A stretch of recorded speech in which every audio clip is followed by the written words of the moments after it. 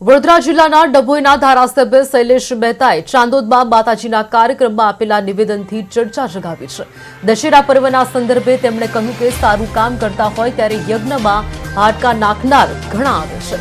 વિકાસમાં હાડકાં નાખનારા રાવણનું વધ કરી શકું તેવી માતાજી શક્તિ આપે।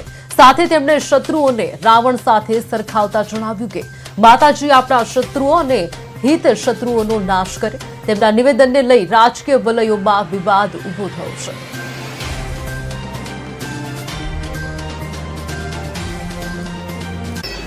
અમે આવીએ એટલે રંગમાં ભંગ પડે છે ખરેખર તો લોકો અહીંયા અપેક્ષાની વાત કરીએ આપણે તો એટલું જ માતાજી પાસે માંગીએ કેમ કે દશેરા પણ હવે થોડી વારમાં શરૂ થઈ જશે। જેવી રીતે ભગવાન રામે રાવણનો વધ કર્યો,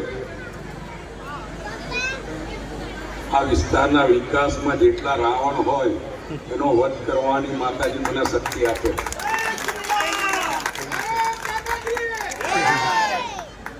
કારણ કે જ્યારે પણ સારું કામ કરતા હોય તો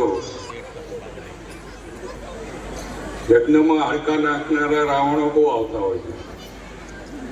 ત્યારે આપણે તો એટલું જ માંગીએ, અને હું બ્રાહ્મણ છું પણ અહીંયા બ્રાહ્મણોની વસ્તી પણ છે। યજ્ઞ કરીએ, ચંડી પાઠ કરીએ અને ત્યારે શ્લોક કાયમ બોલતા હોઈએ છીએ, સર્વ બાધા પ્રશમન તૈલોકસ્ય અખિલેશ્વરી એવ મેવ તયા કાર્યમ અસ્મદ્વૈરી વિનાશનમ। આપણા જે કંઈ શત્રુઓ હોય, હિત શત્રુ હોય, તમામનો માતાજી નાશ કરે અને વિસ્તારના વિકાસ કરવાની શક્તિ આપે। એ જ અભ્યર્થના અને જે કંઈ અપેક્ષાઓ હોય જયેશભાઈ મને કહી દેજો, અપેક્ષાઓ પરિપૂર્ણ કરો।